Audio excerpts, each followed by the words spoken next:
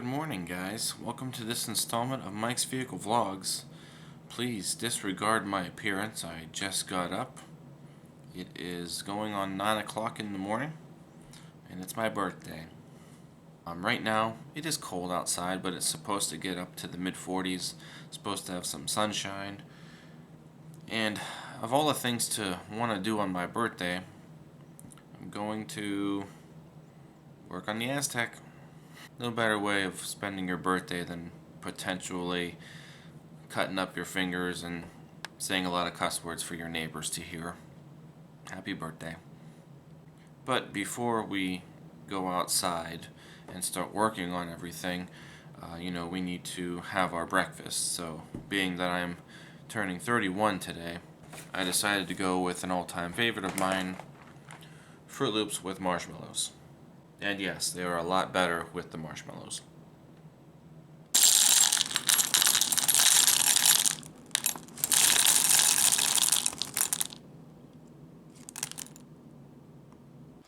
So, we got a little bit of snow last night. It's already starting to melt though. It's about 35 degrees. So a couple days ago I started doing this, and as you can see I really didn't get too far. Now when I started doing this the other day, I had the idea of, kind of where to go with it. But starting today and so forth, I have notes that I typed out. Now, there are a lot of good videos on YouTube to kind of go off of when doing this specific job. And, I'm not a professional mechanic. If you are watching this and you are using this video or these series of videos as a tutorial on how to do this yourself, that's great. But like I said, I'm not a professional, so I don't want to be held accountable for anything that may end up going wrong. I'm taking a chance on this myself. I did, however, get the majority of all my notes from a really good video on the 3400. It's probably the best video that I found as far as tearing this engine apart to get to the head gaskets. And that was on the YouTube channel Gearhead Mechanics. So the video I think is a couple years old, and they're doing it on a Pontiac Grand Am with this same engine in it. So some things may be a little different, but I mean, it being the same engine, it really was the best detailed video that I had seen as far as actually tearing this apart. The one thing that I am slightly concerned about when it comes to my particular engine are these dog bone torque mounts, because the Grand Am doesn't have them. So I know some of these 31s and 34s specifically have these, and unfortunately the Aztek does. They're probably going to have to be taken off. Well, at least this one. I'm not too sure if this one is going to have to come off or not. But I know this one for sure is going to have to come off at some point. And I'm not entirely sure when we're going to have to. It might be before we even can take our valve cover off, because you can see, I still have the coolant bypass tube here that we're hopefully going to remove today also. But there's 4 bolts on the valve covers, 2 on the top, there's 1 down here, and I'm sure the other one's right behind that motor mount. So before we even get the valve covers off, we're going to have to take this off. Now, getting the top parts off don't seem to be too bad. I mean, these are rusted, hopefully they don't break. I have a PB Blaster, I'm going to soak them in, hopefully that'll help. It's more so the brace. See the brace? So this brace that holds on to this goes all the way down to there. And I've kind of heard some stories that we may have to take the air conditioner compressor off, which is, you can see it right there where the belt assembly is for it. So I'm not entirely sure if I'm going to have to do that or not. But I went to the GM dealership next door where I work. They printed me out this schematic, and here's the brace that we're looking at here. So you can kind of see where it kind of goes up in there. The AC compressor is not shown on here, but on this other schematic they printed, here's the AC compressor here, and there's the brace. So that's part of the brace. I just wonder, because you know it kind of has this angle at the bottom, I wonder how hard it's going to be to get to that angle and try to get that brace off. So I think that's going to be honestly my biggest challenge that I foresee at this point. So I don't know, we'll find out. The nice thing about these mounts though is if they have to come off, the engine isn't going to drop. The main motor mounts on this particular setup are at the bottom of the engine, so these just kind of keep the engine from rocking. So what am I going to start with now? Well, let's take a look at the list.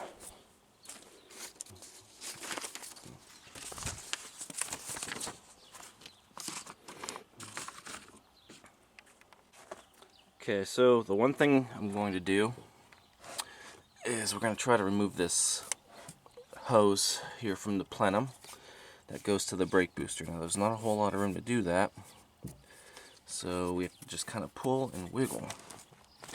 Okay, so this one, not a whole lot of room to pull. I used a screwdriver, flathead screwdriver, to just kind of carefully poke it and then you know, got it out of there. So brake booster vacuum is loose. We're just gonna, I don't know, guys, kind of push it back off there for a sec.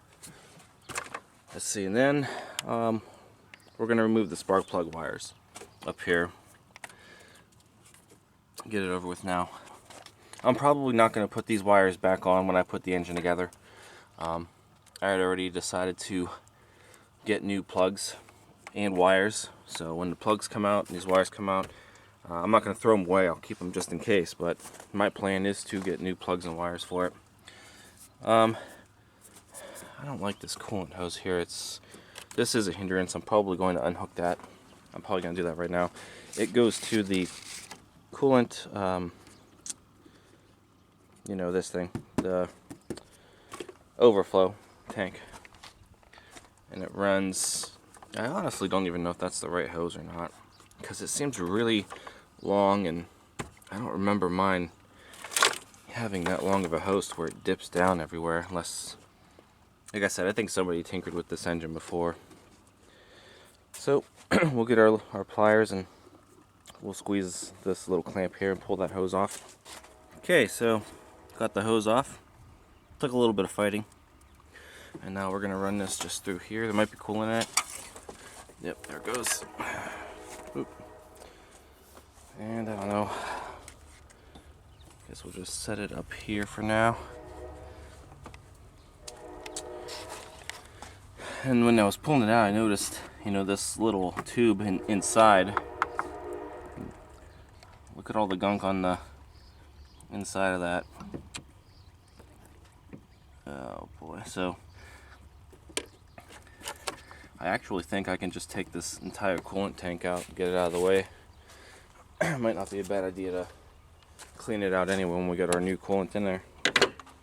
So now that we, oh, my little pin that doesn't really stay there that I got from the junkyard. Yeah, so there's still coolant in it, so I gotta be careful, but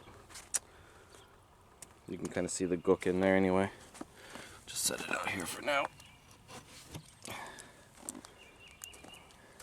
Kind of opens up a little more room. And I'll put that little pin back there for now. Okay, now let's do the spark plug wires. So we should just be able to pull these plugs off, or these wires off.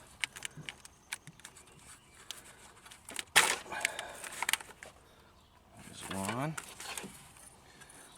Alright, so I just kind of gave them a couple of good yanks and they came out and undo this clip. So for those of you who are going to reuse your spark plugs,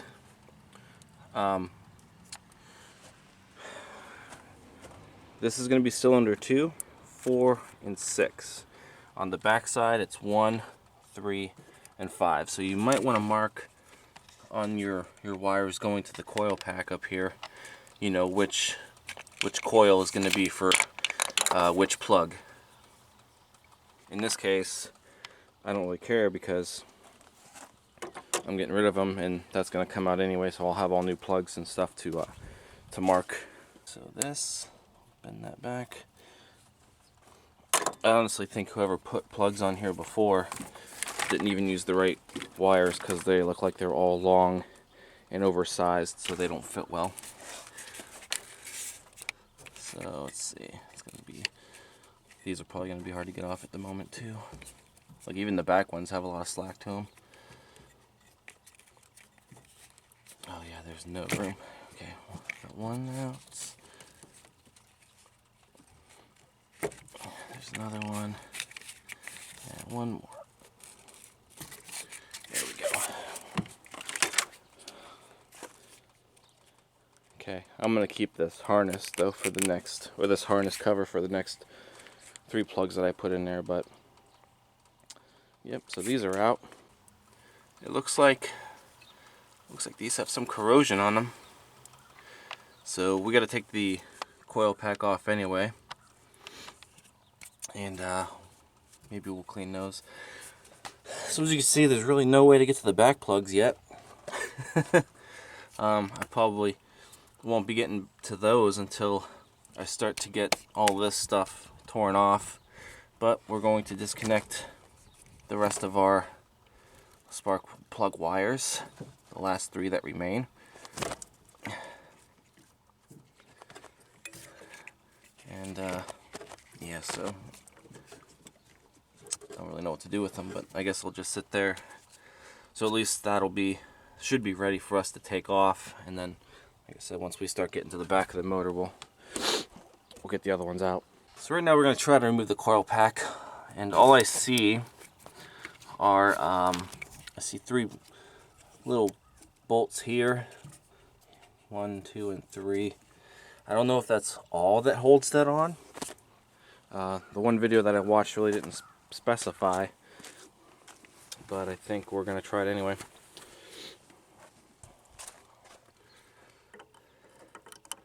Nope, doesn't fit in there. Darn it.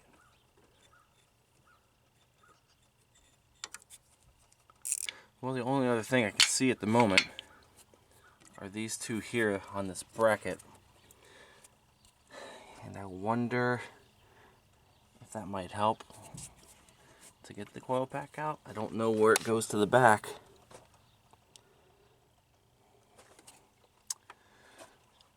I don't know. This is all that did.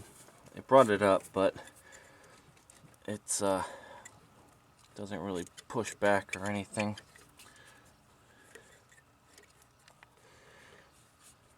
So I think I might have to buy a box wrench. That's one thing I don't have that I probably am gonna need, because trying to get that socket in there with the ratchet, I don't have an extension for it, my little small ratchet, so it doesn't really help. But you can see where the studs are, so that's how we're gonna have to get the coil pack off. I don't know if I could just leave it like that for now or not until we get further back in there and kind of see what else we can do with that. So I guess the next thing we can do is remove the Evap purge regulator. 10mm, which happens to be what's on here, but from the looks of it, it's already off. I think it's supposed to come off with that thing, so I don't know if this broke or if it slides over the top. I think that's what it does there. It slides right down onto that. We'll just do it this way. Mine is not a 10 unless it's that rusty. I think it's that rusty. I don't know. I don't want to budge. Hopefully, whoever tinkered with this before didn't start throwing different size, bolts and stuff in there. There it goes.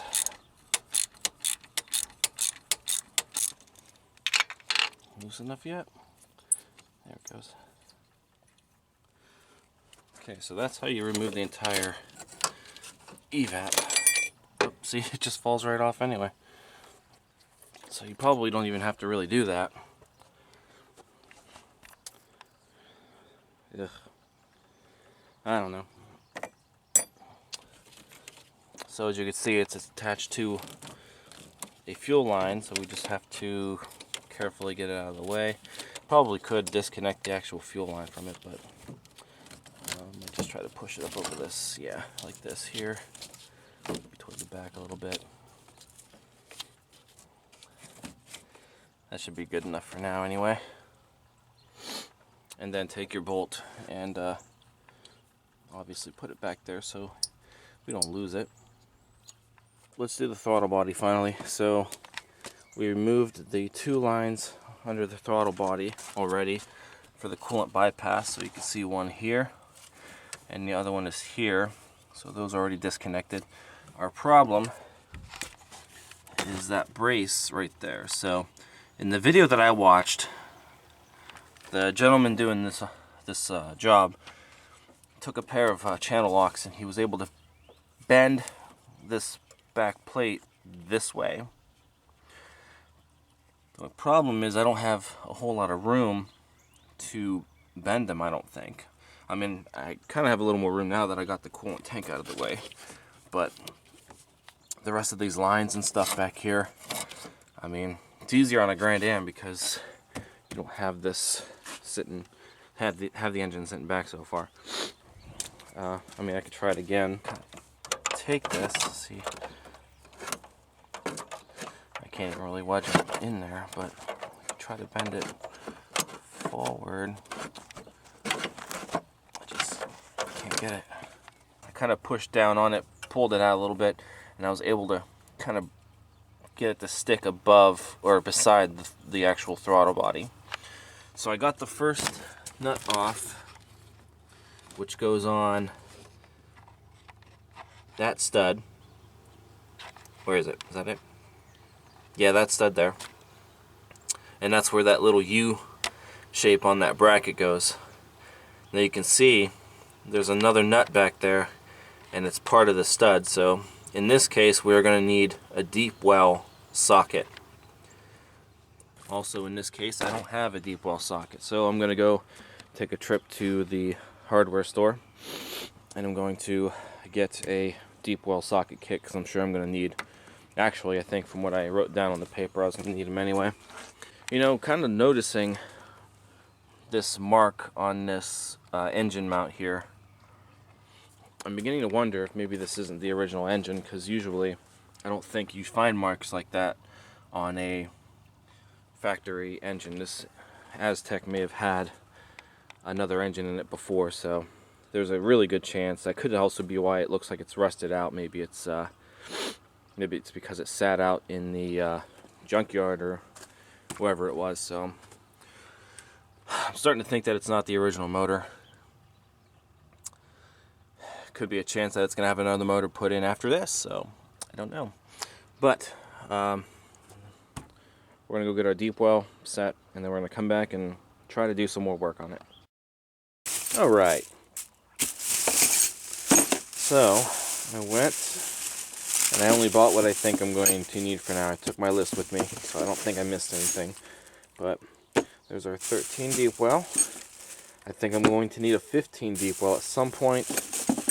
And I bought 2 extenders. This one I'm hoping will work for the this, but maybe not. I think it's too high. But this was the shortest extender I could find. So I might be taking this one back.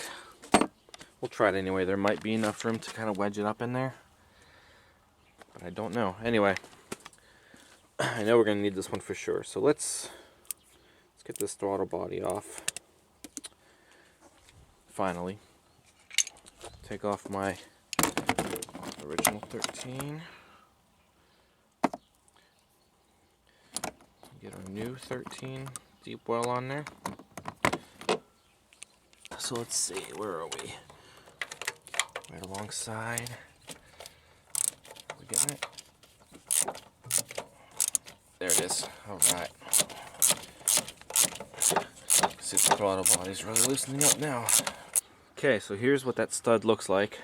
So this is the inside that goes into the throttle, or the plenum. And then, like I said, this brace, you know, sits where that U shape is, sits on this side, and then that other nut here is what goes onto that. So put these together real quick so we don't lose them. Gasket's broke, so you know that's in the kit, so we're going to replace the throttle body gasket. We'll give the throttle body a nice cleaning, obviously, before it goes back in also. Alright, let's throw this into the car. Okay, so what's next on our list?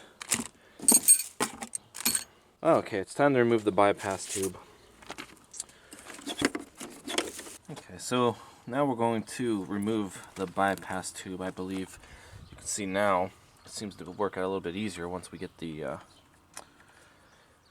throttle body off, hopefully. It's kind of pointless because it probably should have come off before we did the throttle body. Whatever. So this is the one bolt that holds the bypass tube on, as you can see. But first we have to remove this hose from this, and it looks like it's going to be a fun time. Okay, it was a little bit easier getting it off from the top. I got the bottom one loose too, and I don't know, this hose looks pretty disgusting.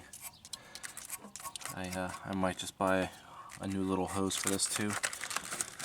So I undid the other radiator, or little lower hose to this also the other day. So we undo this one here, we undo this one, but it's technically goes to there. So that one gets done. Took out the little bolt so this can come up from the water pump now. Okay, so as it turns out, that's where the bypass tube goes. You see the little, right there. See the little squeeze clamp? So that hose right there is our coolant bypass tube, right there. So we could probably, it's really tight, but we can probably pull that out from there with a pair of pliers. See, it goes up above this tube here and then right into the firewall. That's probably not going to be fun getting out. It's probably not going to be fun getting back in either. I'm having a hard time getting back there with my pliers too. So I think what I'm going to do for now is leave the bypass tube here. And yeah, so I think we're going to wait till we maybe take, you know, the plenum off, because with the plenum the EGR valve is going to come off with it, and it's kind of in the way, plus this hose here is in the way, and yeah, so I think we're just going to wait. Let's take a break from that side and let's try to get some things off of this side. So I'm going to start on this side. I'm going to remove the belt, and the pulley is down over here. Now this is probably where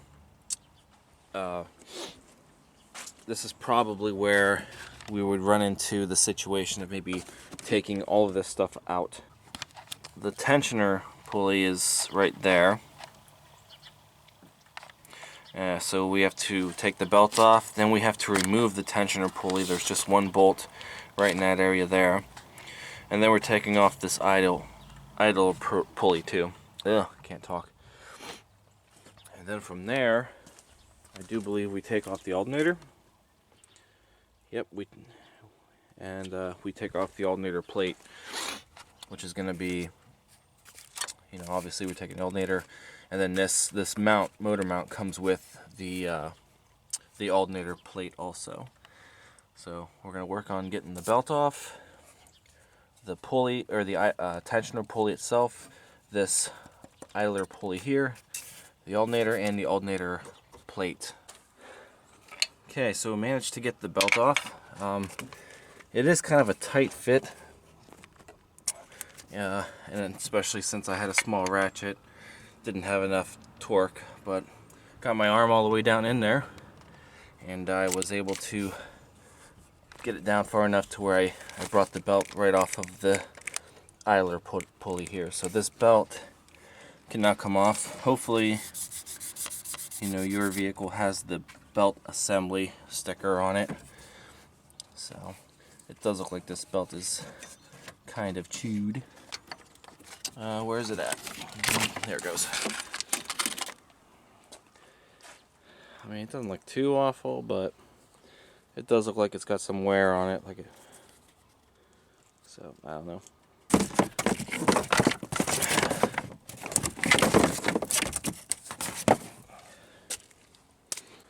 Alright, so now that that's free, the actual tensioner comes off. That's a 15mm socket. Doesn't feel like the pulley's coming off though. Have to break it off. Okay, so 15mm bolt. We'll put that back in there once we get the actual pulley off. Oh, there it goes. Alright.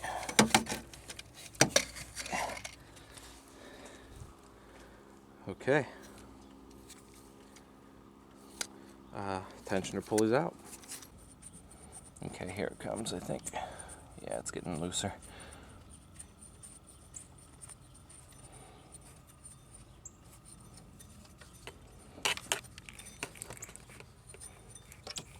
Alright.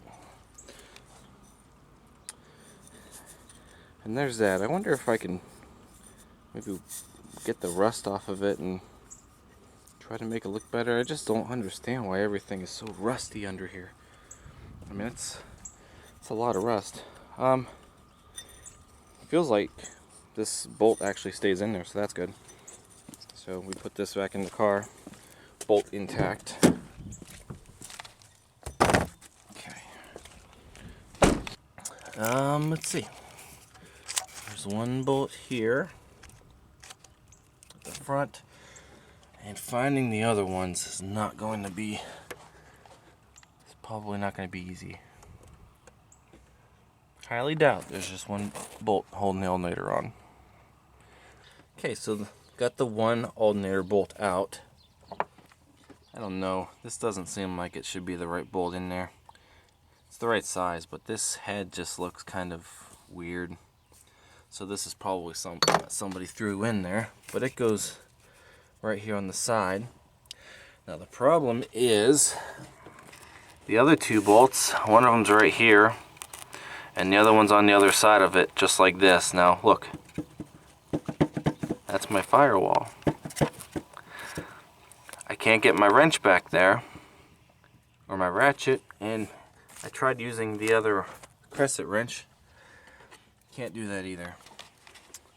So I think I'm going to undo these front mounts, and with that I can probably rock the engine forward by pushing on the car a little bit, and we could probably get to some of the stuff in the back maybe a little easier. So like I said, I have a feeling those are going to have to come out anyway.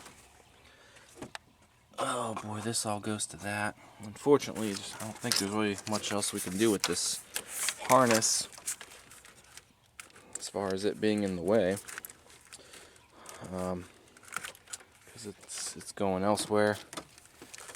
See, it ties into there. Yeah, I don't want to mess with that, so we'll just have to try to keep this out of the way as much as we can. Looks like part of the inside of that coil, or that spark plug wire came off, so we're gonna have to get new spark plug wires anyway.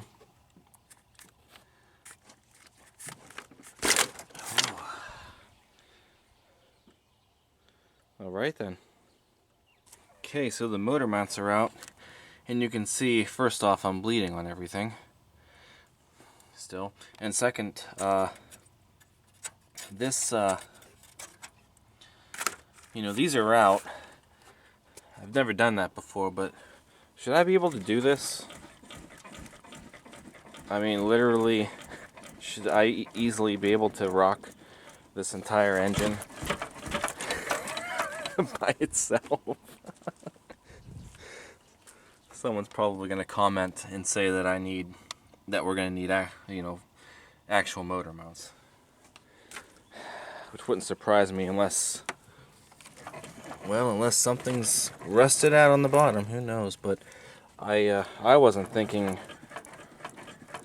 I should be able to do this that easily. Okay. So now I guess since I can do this, now I'm gonna try to get to those back bolts. Also, I sprayed the motor mount, or the dog bone bolts and nuts with PB Blaster, letting them kind of soak in that for a little bit. Seriously, this is ridiculous. I mean, I'm barely doing anything. Should I be able to move the engine that easily? Maybe you are. I don't know.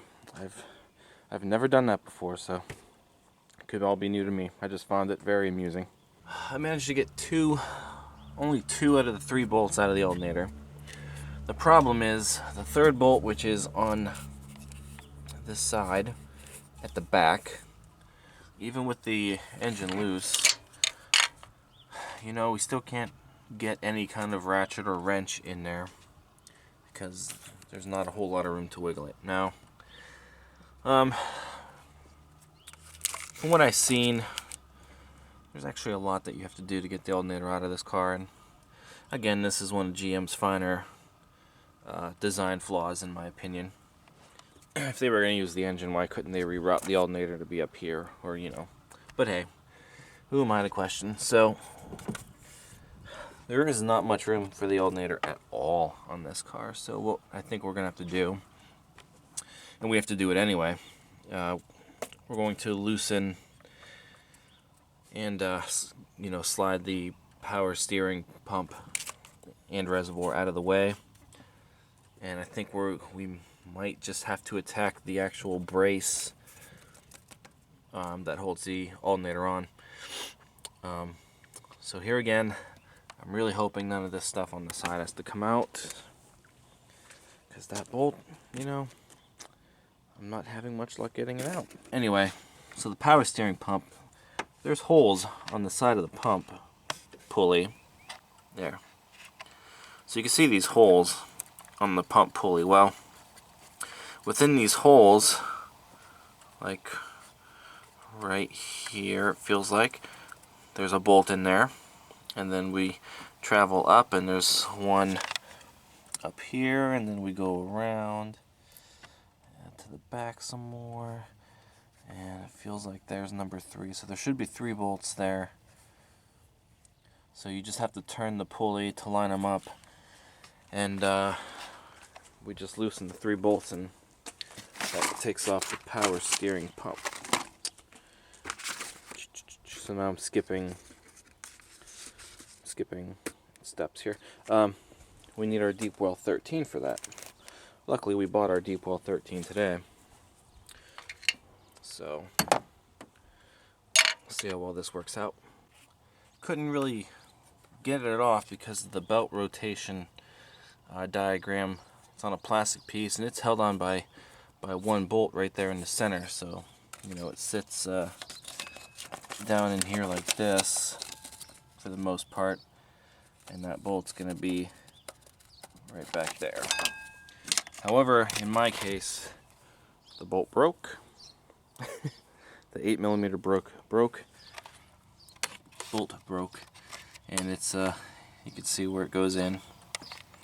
So I'm not even going to worry about putting it back on. It doesn't have to be on. I just got to get that out of there. So now that that's done,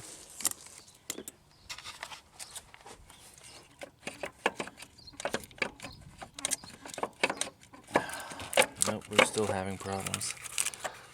Well, guys, I'm stumped again. Got the 3 bolts out of the power steering pump.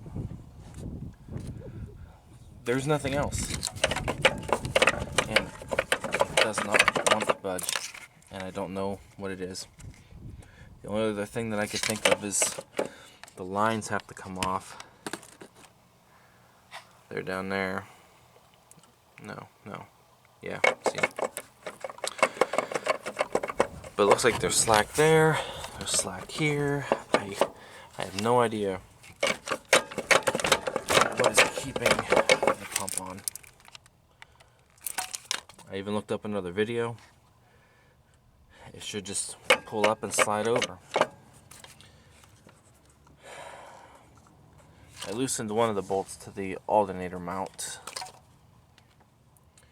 But I don't know. I don't really think I can move on right now with this. I tried getting this bolt off again.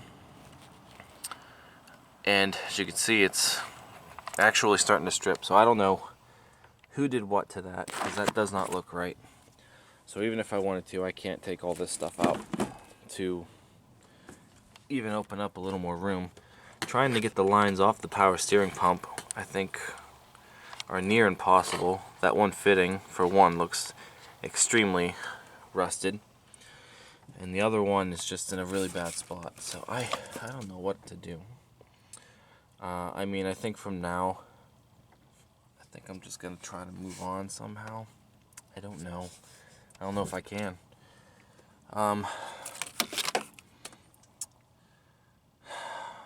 So far, I think that's been the nightmare, is just trying to get it off, because all the bolts are out. They look like this. There's only 3 of them.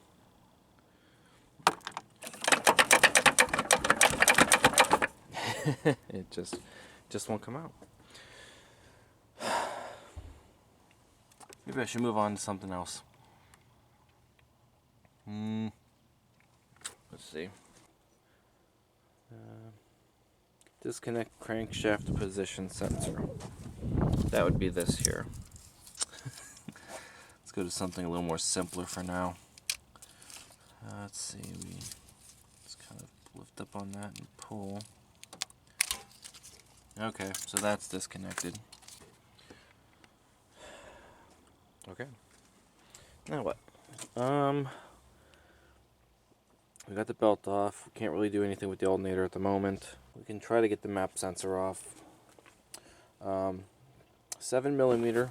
There's 2 bolts. I had a 7mm out already. I don't know if this will fit in there, maybe. I don't think that's... Oh, there we go. There we go. Okay. I bet those are going to break. Might spray some blaster on those before I even try to turn them, because those are very small bolts.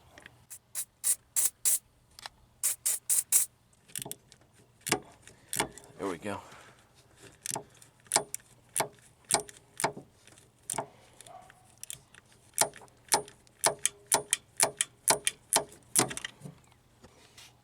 I got scared for a second. I thought this screw here was going to break, but I got them out, and you can see the tube is connected to the bottom of that. That goes to this. Yeah, so that goes to that. Probably can't pull it from that, can I? Oh, there we go. Alright. And now we just gotta get the wiring harness off there. Didn't really pull off that side. Disconnect it from here. Now we gotta get that wiring harness off. Don't break. There we go. Map sensor off. Alright. Well, we can remove the EGR valve. Now, I don't know if I'm going to be able to do it. Oh man, this is ridiculous. There are so many bad design points when it comes to how this engine is sitting in this car. I seriously don't think it should have ever been this difficult. So, I guess there are 2 ways to take the EGR valve off, as you can see from the backs of this here. There's a bolt here, the head's on the back side, and then there's another one on the other side. Or supposedly the easier way to do it is to disconnect the one 10mm bolt, which, okay, I got my finger on it, but it's at the back, and that's pretty much what holds on the the EGR tube to the valve.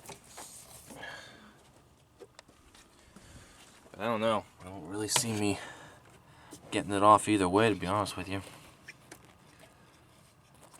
But it's going to have to come off before we remove the plenum. If I can ever get the plenum off. Keep running into all these roadblocks. Hopefully we don't need the... I'm hoping once we get the plenum off, maybe everything else can kind of follow suit, because there'll be a little more room. I'm still having a hard time trying to get that EGR valve out. This transmission fluid tube is directly over top of that one bolt. The other two bolts are also nearly impossible. I honestly think that's the last thing I have hooked up on the plenum at this point. So under the map sensor, this is the bracket that holds the map sensor in place, and as you can see right there is a 10mm bolt. Well, turns out the bracket is actually held on by the same bolt that holds on the plenum, so one of the plenum bolts have now been removed. So I don't know if I can just try to remove this plenum with the EGR hooked up for now, and maybe if I can maybe move the plenum in a certain angle, maybe then I can maybe get that bolt out of there, because I know that tube is a little flexible, and if not, I don't know. But let's see if we can go ahead and get the plenum taken care of. So we got this, we already got this one, there's one more there, and I'm pretty sure the one that's on that alternator bracket, I think it might be a stud, I don't know, but if I can't get it off, that'll probably be the reason why too. So let's just try it, go see how it works. So I do believe our plenum is now loose, with the exception of the EGR valve. Okay, there it is. So that's the 10mm bolt that goes onto the back of the EGR valve hose. So I soaked it because it is very rusted also. Alright, there we go. It's really rusted, so I had to get a little mean with it. I might have to get another one of those too if I can't really clean up that rust. I mean, seriously, I don't know why this car is so rusty. Like I said, I don't think it's the original engine. So there's the valve, see? That thing doesn't turn anymore, probably bent it. It looks like a flex tube, so you could probably maybe bend it back carefully. Alright, so I see Felpro gaskets on here. My guess is somebody replaced the intake gaskets on this, so the these upper and lower intake gaskets are probably new, but nobody probably changed the head gaskets, so that's probably why we are in the situation that we are in. Alright, so these just kind of come off, I think. Oh, well, they almost did. They are a little brittle. They're little tabs that they stick in those holes there. So we're gonna clean everything on another day. Alright guys, so that's where I left off for today. We finally got down to the upper intake off, or the plenum. Plugged up our holes and such, and I'm not really gonna clean all this until it's all gonna get done at one time. I did put the bolts back in for the plenum, so they are in correct sequence, or spots, as well as the plates and stuff, including the alternator bracket. One thing I want to do is I definitely want to clean the plenum off. I might sand it down, get some sandpaper, and get all the corrosion and dirt and stuff off, and maybe paint it. I don't know if I want to paint it silver, if I want to try to match it to the color of the car. I don't know. I want to do the same for for the valve covers also. But that's still going to be a long ways away.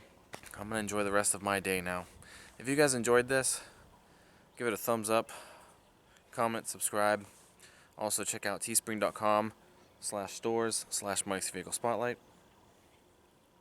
Hello. Hello. Okay guys, I'll see you next time. Thanks for watching. Stay tuned for part 3. Hopefully it'll be in a couple days. I'll see you next time. Take care.